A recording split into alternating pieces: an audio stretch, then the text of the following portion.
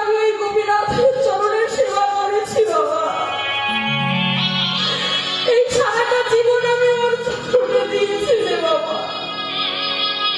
এত বছর বয়সে আমি বুঝতে পারলাম না জীবন পাথর নয়, ওকে ডাকলেও সারা দেয়।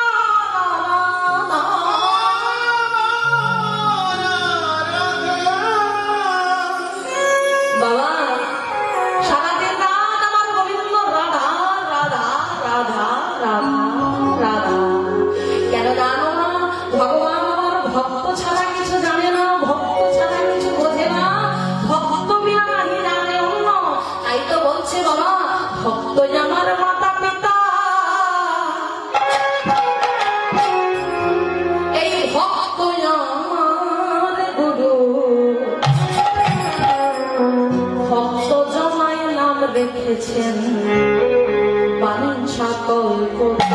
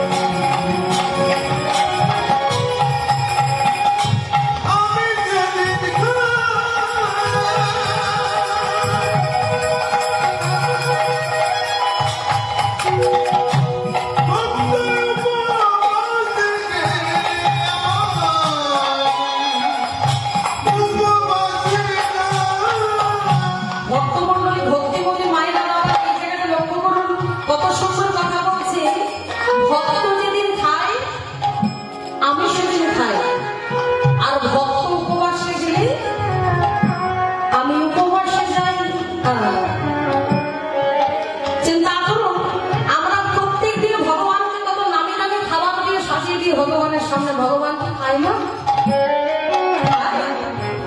কেন খাই না? আমরা ভগবানকে খেতে দিই, ভগবান খায় না। আমরা মাঝে মাঝে অভিমান করে বলি ভগবান সাড়া দেয় না, ওর চোখ নেই, ও দেখতে পায় না, আমি ডাকলে আমার সাড়া দেয় না। আমরা বলি না, কত অভিমান তার প্রতি। কারণ কথাতে আছে বাবা, দুঃখ পাইতে হরি ভজি সুখে না ভজি করি, সুখ পেয়েছ হরি ভজি দুঃখ না হাসতে হইবে, তাই দৌড়ে হরি ভজি। ভগবানের কথা মনে পড়ে, যেদিন আমার সুখ থাকে সেদিন আমরা ভগবানের কথা মনে রাখি রাখি না। আমরা ভগবানের কাছে কত দামি দামি খাবার সাজিয়ে দিই, ভগবান আসে আসে না। কেন আসে না? কারণ আমরা জানি ও বেটা তো খাবে না। আমরা দিই আমাদের নিজেদের রসনা তৃপ্তির জন্য, আমরা ভগবানকে সেবা দিই, তাই না? আমরা নিজেরা যেটা খেতে ভালোবাসি সেটা আমরা ভগবানকে খেতে দিই। তাই বহু ধরিব। চিন্তা করে দেখুন বাবা, কাজের ছেলেটা যাচ্ছে দোকানে, এই বাবা শোন, বাজারে যাচ্ছিস, বাজার করে আনবি আর সঙ্গে কিছু সন্দেশ আনবি, কেমন? সন্দেশ আনবি, বাড়ির গোপালের শোভা দিতে হবে। বলে ঠিক আছে বাবা, সন্দেশ নিয়ে আসবো। আবার যখন যাচ্ছে বলে এই শোন, সন্দেশ আনবি আনবি বাবা, শোভা দিস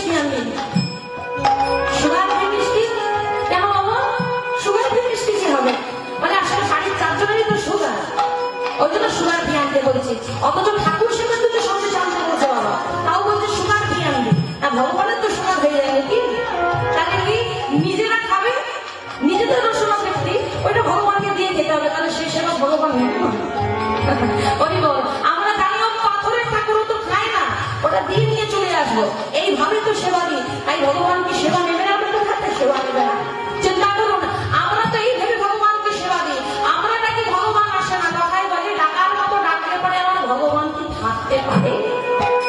যদি বিশ্বাস না হয় একবার দেখে দেখো তাদের হাত দৌড় তোমার হলাম বলে, আমার গোবিন্দ তোমার হলাম বলে তুমি ডাকার মতো করে ডাকতে পারো, নয়ন জলে ভেসে ডাকতে পারো। কথাতেই আছে ভক্ত যদি গায়ে কেন বাক্যে কোনো বাঞ্ছা করে ভগবানের সাধ্য নাই, সেটা ইচ্ছা নাই করে শুধু ডাকার মতো করে ডাকতে হবে। আর আমরা সেইটাই পারি না, তাই তো আসে না। একটু ভেবে দেখুন তো বাবা, আমরা ভগবান নাকি ভগবান আসে না। কিন্তু 12 বছরের ছেলেটা সেদিন কি দিয়ে দেখেছিল বাবা? পাথরের গোপীনাথ, পাথরের বিগ্রহ, অচল বিগ্রহ সেদিন সচল হয়ে এসে ছেলেটার দেওয়া খাবার খেয়ে গিয়েছিল। একটু ভেবে দেখুন, একটু বিচার করে দেখুন। আমরা থেকে হাজার দোষারোপ করি, তুমি আমার বেলা চোখে দেখতে পাও না, আমি এত কিছু দিয়ে ডাকছি তুমি আমার কথা শুনতে পাও না। তাহলে 12 বছরের ছেলেটা সেদিন কি দিয়ে দেখেছিল না? অচল ভগবান সচল হয়ে গিয়েছিল। শ্রীখণ্ড নিবাসী মুকুন্দ দাসের পুত্র, ঘরের সংসারটা কেমন বলি বাবা।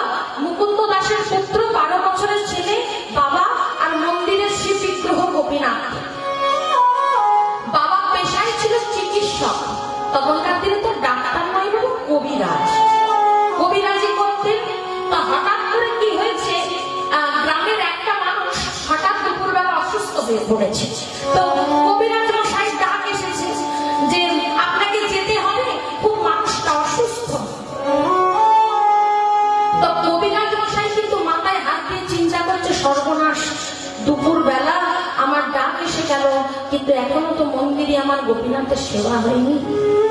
আমি চলে যাব, ঘরে 12 বছরের ছেলে, ও সেবা কি বোঝে? এখনো রান্না হয়নি, ও সেবা দেবে কি করে? আমি রান্নাটা যদি করে দিয়ে যেতে পারতাম তাও ঠিক ছিল, এখনো রান্না হলো না, সেবা হবে কি করে?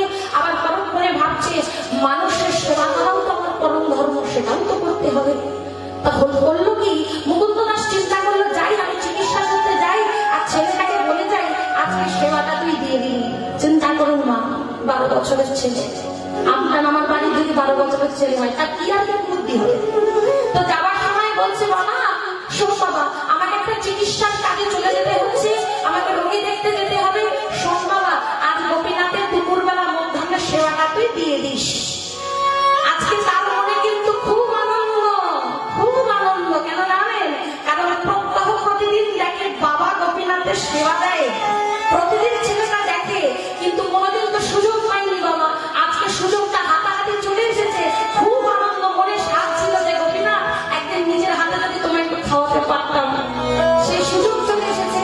এমন সময় মুকুন্দ দাস বলছে, শোন বাবা, রান্নাঘরে সব তো সাজিয়ে গুছিয়ে রেখেছি, তুই একটু রান্না করে নিবি, নিয়ে দুপুরবেলা সেবা দিয়ে দিবি।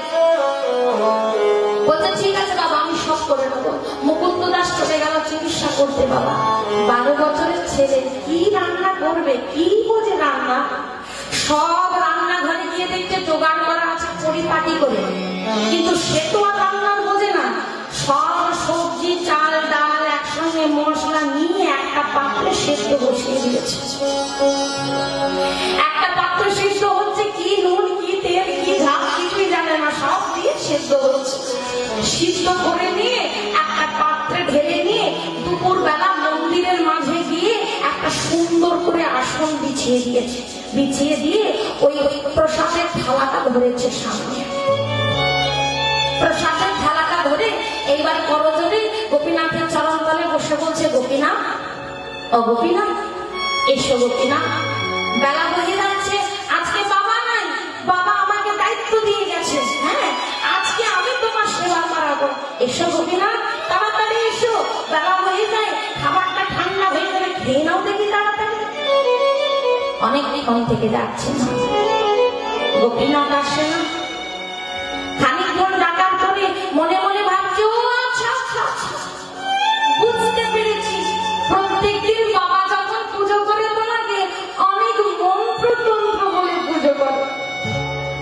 নাও গোপীনাথ, আমি তো কোনো মন্ত্র জানি না, তবে গোপীনাথ আমার ডাকে কি তুমি আসবে না? আমি যে মন্ত্র বলতে পারি না, তবে কি আসবে না? এসো না গোপীনাথ, এত করে ডাকছি, এত করে তোমায় বলছি, সেই করে সকাল থেকে আমি কষ্ট করে রান্না করেছি, আমার কি কষ্ট হয় না বলো? আমি কত আশা করে, কত বাঞ্ছা করে রান্না করলাম, তুমি একটু খেয়ে দেখবে না গোপীনাথ আমি কেমন রান্না করেছি? এসো না, এসো না দয়াময়, একবার এসো না, একবার এসে খাবারটা খেয়ে দাও দয়াল, বেলা হয়ে যাচ্ছে, তাড়াতাড়ি এসো। ভক্তের ভাবটা লক্ষ্য করুন না, আমরা তো জানি ও পাথরের বিগ্রহ, সাড়া দেয় না, ও খেতে পারে না, আমরা এটা ভেবে সেবা দিই, কিন্তু 12 বছরের ছেলেটা জানে ও সাড়া দেয়, ওকে ডাকলে ও সাড়া দেয়, ওকে খেতে দিলে ও খেতে আসে, তাই বারবার ডাকছে এসো গোপীনাথ, তাড়াতাড়ি এসো। পরক্ষণে ভাবছে ও আচ্ছা আচ্ছা আচ্ছা, বুঝতে পেরেছি। প্রতিদিন বাবা যখন সেবা দেয়, মন্দিরের দরজাটা বন্ধ করে দেয়। আমি তো জানি না, ভুলে গেছি, জানো জানো, তুমি জানো, আমি দরজাটা বন্ধ করে দিয়ে আসি। এই বলে তাড়াতাড়ি করে গিয়ে মন্দিরের দরজাটা বন্ধ করে দিয়েছে। বন্ধ করে দিয়ে এসে ডাকছে ও গোপীনাথ, এইবার চলে এসো, এসো না গোপীনাথ, অনেকক্ষণ থেকে ডাকছে, আর ভালো লাগছে, এসো এসো গোপীনাথ, চলে এসো।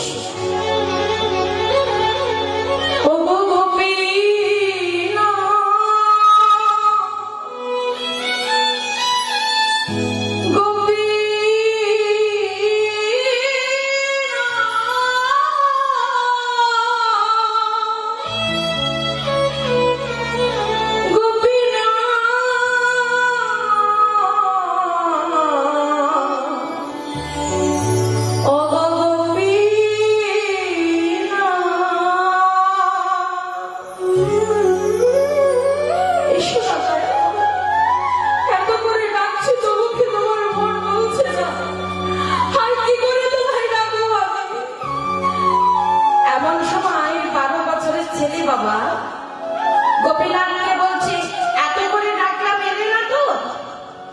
বাড়িতে আমি যখন অন্যায় করি, আমি যখন খেতে চাই না, আমার বাবা আমাকে কেমন ভাবে খাওয়ায় জানো? একটা লাঠি আছে, সেই লাঠি দিয়ে আমার বাবা আমাকে বুকে বুকে খাওয়ায়, আমাকে মেরে মেরে খাওয়ায়। দাঁড়াও, এত করে ডাকছে তুমি কথা শুনছো না তো? দেখো তোমার কি করি। বাইরে গিয়ে বাবা সেই বড় লাঠিটা নিয়ে এসেছে। লাঠিটা নিয়ে এসে ওই মন্দিরে